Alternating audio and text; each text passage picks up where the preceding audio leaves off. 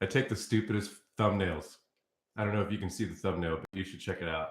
It's pretty dumb. I'm just like, because I don't know what else to do. So welcome back. I'm trying to figure out what an appropriate name would be. We've tried Wesley James. There is a musician out there whose name is Wesley James already. So I got to speak into the mic.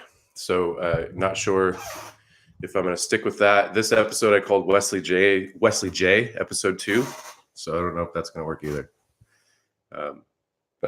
And I'm also trying to work on getting rid of my ums. I've been watching other videos of people who are more professional and they don't say at all. So working on that.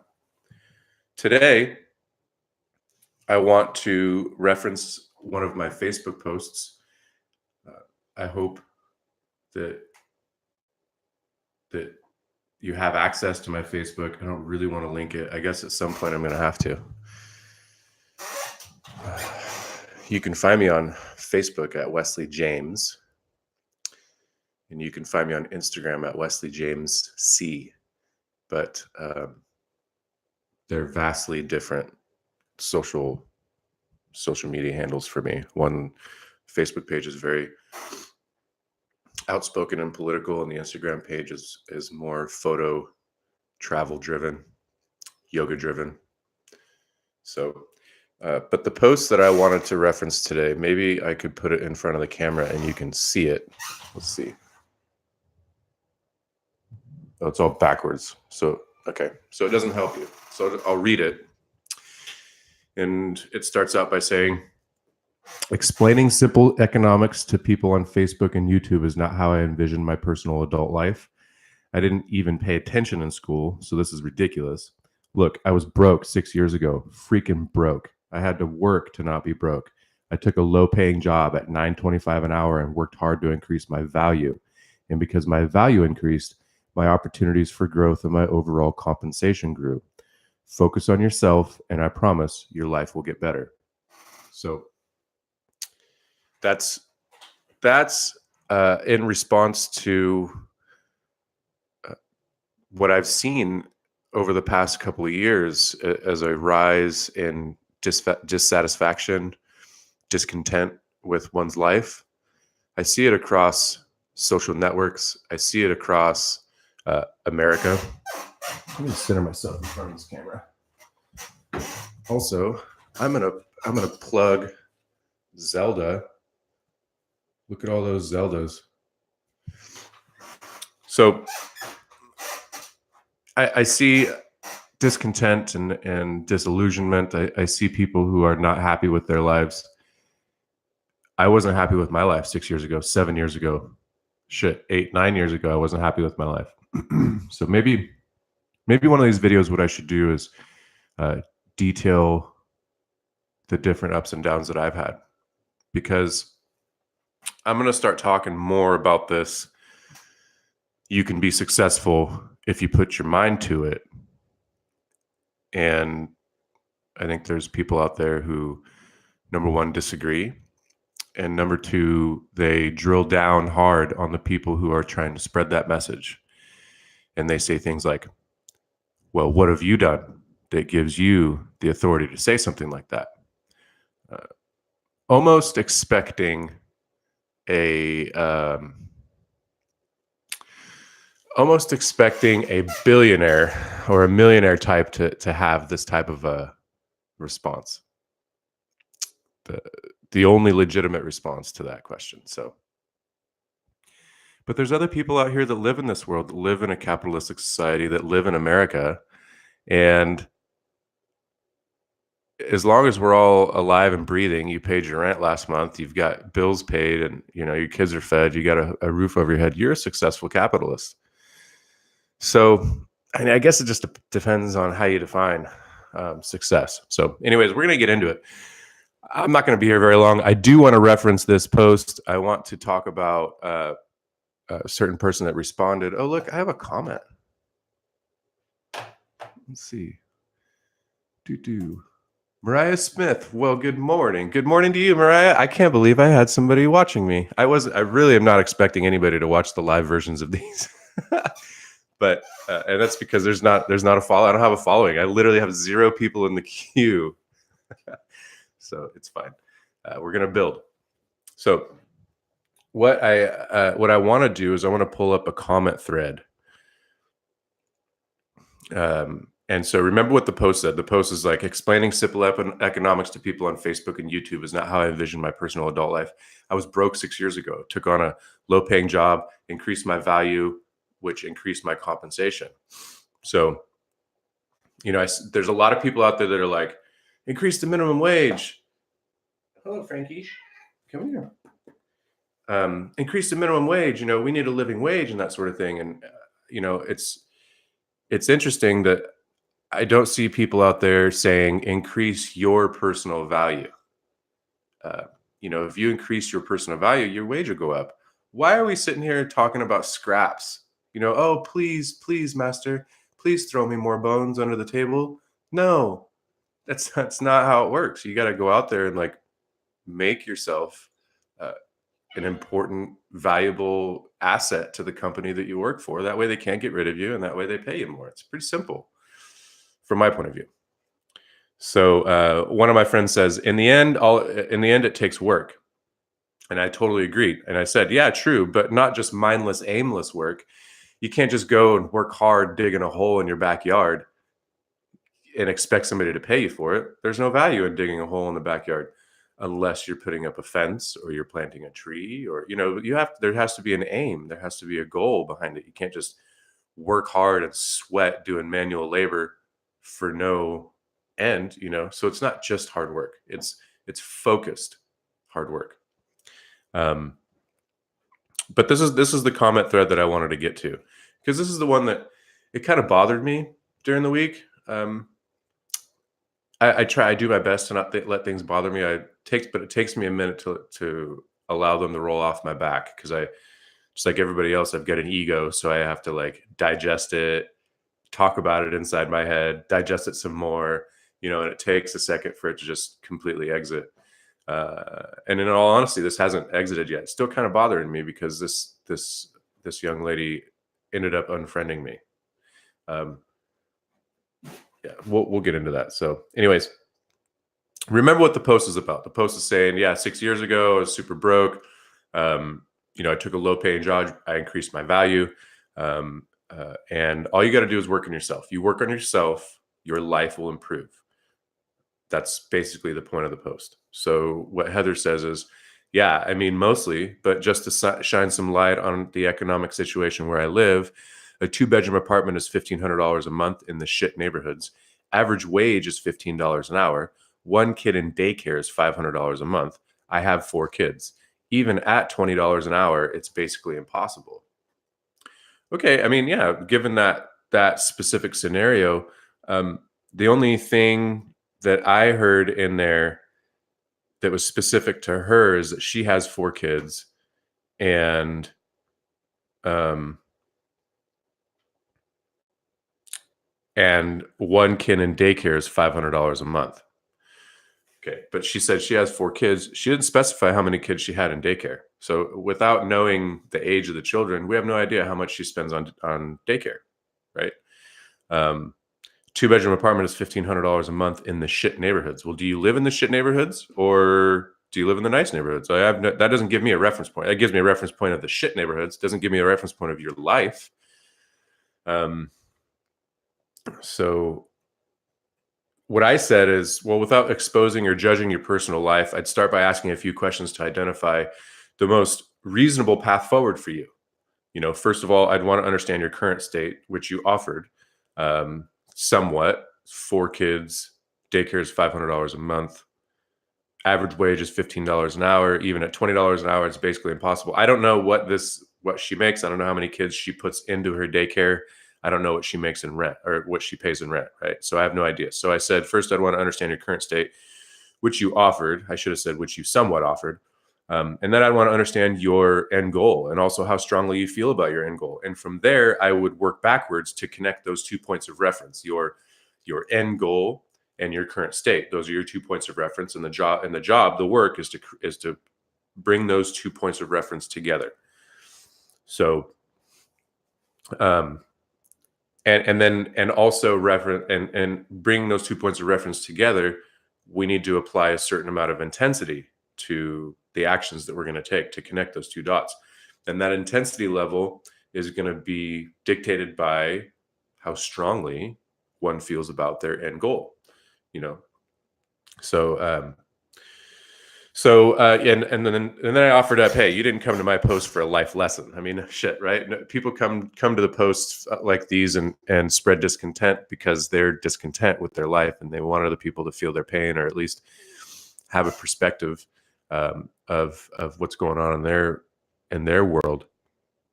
Very very rarely do people come to posts because they actually want to learn something about life and actually like change their lives. So, and I think that's why I'm on YouTube. I think people go to YouTube for advice more than anything. But if you're one of these people who are discontent or disillusioned with your life, if you really, really have an issue, hold tight. Follow me for a little bit. I'm gonna eventually connect us. I don't know how yet. You know, maybe it's FaceTime. Maybe I mount an iPad right here and do FaceTime. Maybe it's a mount an iPad and do Skype. I don't know. I don't know how I'm going to do it. But what I want to do, I want to talk to these people. I want to talk to people who, you know, feel like they've got nowhere to go. Because I felt like that a few times before in my life. And given the fact that I'm a lot of times, maybe from my family and friends' perspective, this isn't true, but from my perspective, sometimes I feel isolated and alone, which is good because that has always spurred me to take certain action. Because with other people being in the room, I've never had, when you have other people in the room and they're kind of driving the conversation and the entertainment and that sort of thing, you have a hard time getting into your own thought process and what you need to do for your life. So being isolated and alone and being lonely and, looking into a future that's somewhat bleak, that's an okay feeling. It creates a little bit of pain. And it's the pain in our lives that make us change things. I'm not saying that we should go out looking for pain, and I'm not saying that we should go out projecting pain onto people, but I'm saying that, yeah, a little bit of friction goes a long way. You know, if it wasn't for friction, you wouldn't be able to climb a mountain. If everything was just smooth, your feet would just slip.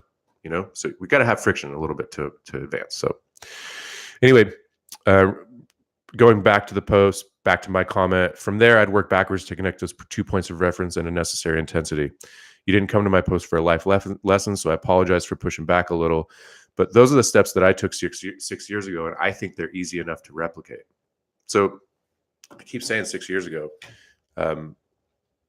I was working cash jobs off of Craigslist.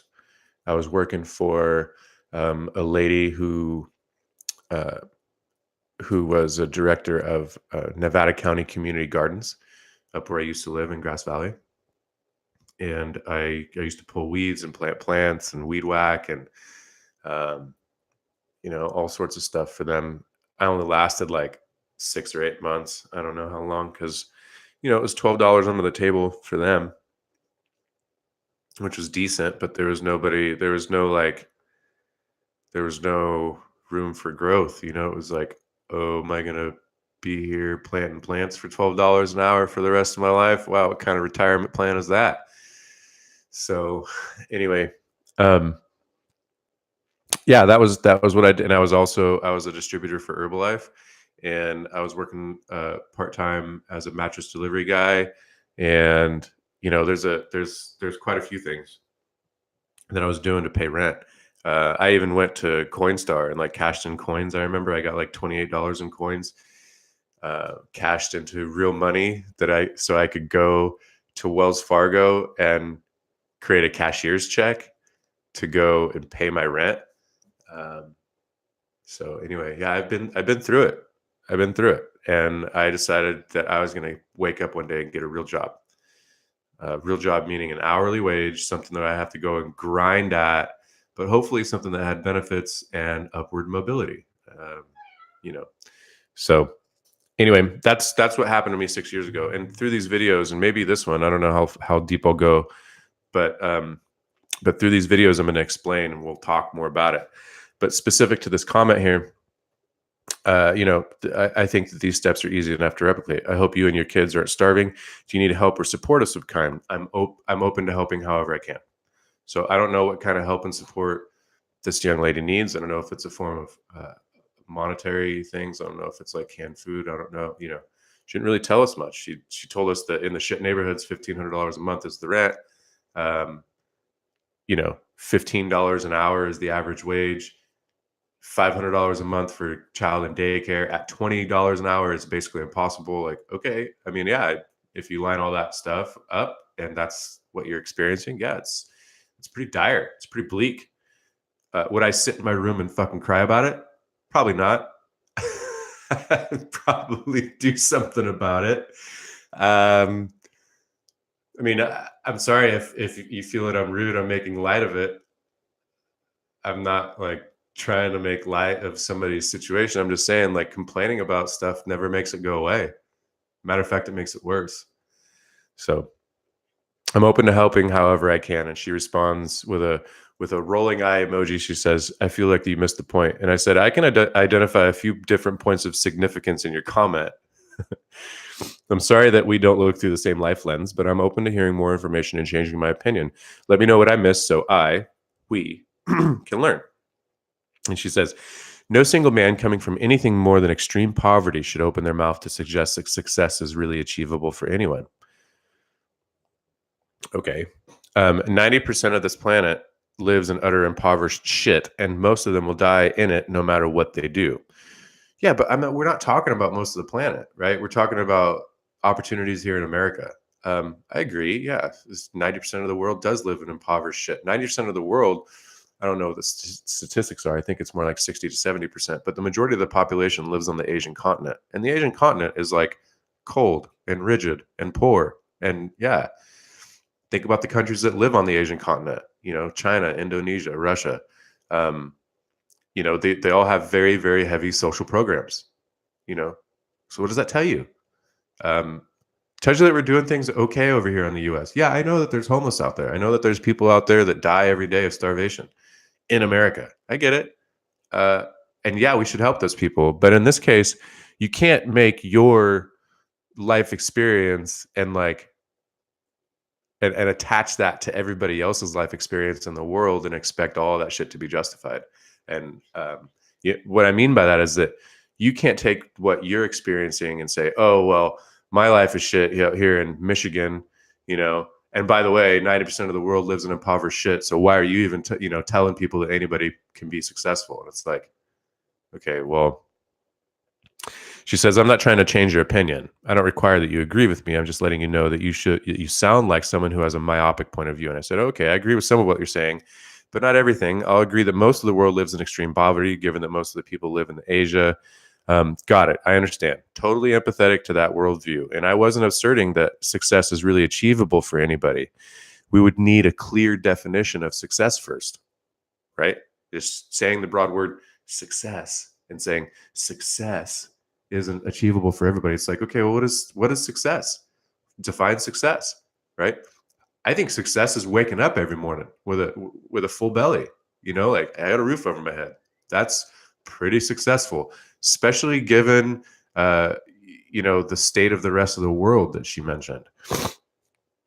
So, but I am saying that anyone who has the willpower, the drive, and the focus to achieve their goals, whatever they happen to be, has the opportunity to achieve those realistic goals in our country. Not the whole world, but I could make a case from country to country. For example, I don't think you can just start up a business and be successful in China. However, I think you can in Spain. But I don't know. I'm not a world traveler. I've been to Thailand. That's it. So, however, we don't live there. We live here where there's opportunity at our fingertips. A person can literally start their own business today, this very minute if they wanted to. And they don't need much. Just depends on how strongly one feels about their future goals. You wrote a phrase that sticks out to me. It's mathematically impossible for everyone to achieve success. Maybe that's true, but first we'd have to define success. Success means different things to different people, cultures, countries, and regions. A fisherman in South America defines success differently than a middle-aged man living in Michigan. So how do you define success? And she sidesteps the question, doesn't even answer it. By the way, I'm not trying to change. This is me. By the way, I'm not trying to change your opinion either, just trying to get to a deeper level of understanding. I believe focusing on the problems of the world, society, and everyone else instead of focusing on yourself and improving your own situation creates more disillusionment and discontent than it does solutions, which is exactly what I'm saying. If you focus on everybody else's problems, focus on the world's problems, focus on, Flint, Michigan's water issues. By the way, those water issues are being corrected. If we focus on all that stuff, then yeah, you're not going to be happy. I mean, it's pretty simple because those aren't happy thoughts. Those aren't happy things, So, and I have a friend out there that's like, well, maybe you shouldn't think happy thoughts all the time. Yeah, sure. Negative feelings are natural and they're important too, but they should come naturally. You shouldn't force negative feelings upon you just because you know that that's part of life, Oh, negativity is natural, so we need to get into our negative feels and be in our negative feels all the time. Maybe not. I don't know, man. Anytime I've ever felt negative, my responses to the world, my responses to life issues and scenarios and things like that are not that great. Positivity goes a long way in my mind. Maybe that's not true for you. Who knows? So she comes in and she goes, you can't start a business without money. That's stupid. I have started a business. You have to have money and internet and a physical address, et cetera, et cetera. I have a place and a job and I'm doing just fine. This isn't about me. It's about you. Okay. Well, you can start a business. I can go right now and grab my brush and a bucket and some dish soap and go across the street to my neighbor's house and be like, hey, man, can I clean your solar panels? Hey, man, can I mow your lawn? Hey, you can start a business. You can provide a service or a product to somebody in exchange for money. Now, can you do it legally? Yeah, you can up to a certain amount of revenue. I think it's like $1,000 or something. And then you got to start paying taxes on it. I don't know what the tax laws are, but yeah, you can. There's a way to do it. Yeah. Can you start a $500,000 a year company without a tax ID and without a physical address and an internet connection, IP address, website? Probably not. Duh. All businesses start at a small scale. Not all businesses, of course, but most businesses start at a small scale, and you can start a small scale today if you wanted to, if you really felt that strongly about sweeping sidewalks, you could. So she goes, you really are a self-righteous dick. I see your posts all the time, and the more you think you have everything figured out and the more your internet friends encourage and empower you, the more insufferable you become. I'll show myself the door. I didn't plan on going quietly. Okay, well, you are one of my internet friends, and I don't know who's more insufferable here. Is it me? I don't know. I don't even know what the word insufferable means. Can we look that up real quick? Here, bear with me. Insufferable. I'm probably not supposed to do this on a live stream. Too extreme to bear. Intolerable. Having or showing unbearable arrogance or conceit. Me trying to tell people that you have control over your own life and your own future and your own value as it relates to the marketplace is not arrogance or conceit. That's telling you, hey, man, get motivated. You can do this. So anyway, after that, she unfriended me and I said, anybody can start a business without money. I said, walk a dog, pull weeds, you could do yard work, save stuff that I did for the community gardens that I was telling you about 6-7 years ago. So anyway, she unfriended me. I said, my last comment to her was, by the way, nice insults. Clearly you've been working on them. Strong. Put this strong emoji. Because, I mean, what? We're going to sit here and insult each other all day long? We'll never get anywhere. So anyway, it was interesting. Motivate yourself. Improve yourself. Physically, emotionally, mentally, in a business sense. What's your value to the world? Are you a good mother? Can you be a better one? Are you a good sales rep? Can you be a better one? Are you, what's your health like? Do you go to bed laying in bed at night, anxious about your weight? Change that. You can wake up in the morning and be whoever you want to be. It's just a matter of doing the work. So Anyway, I don't know when I'll be back, but I hope it'll be soon. Thanks for watching.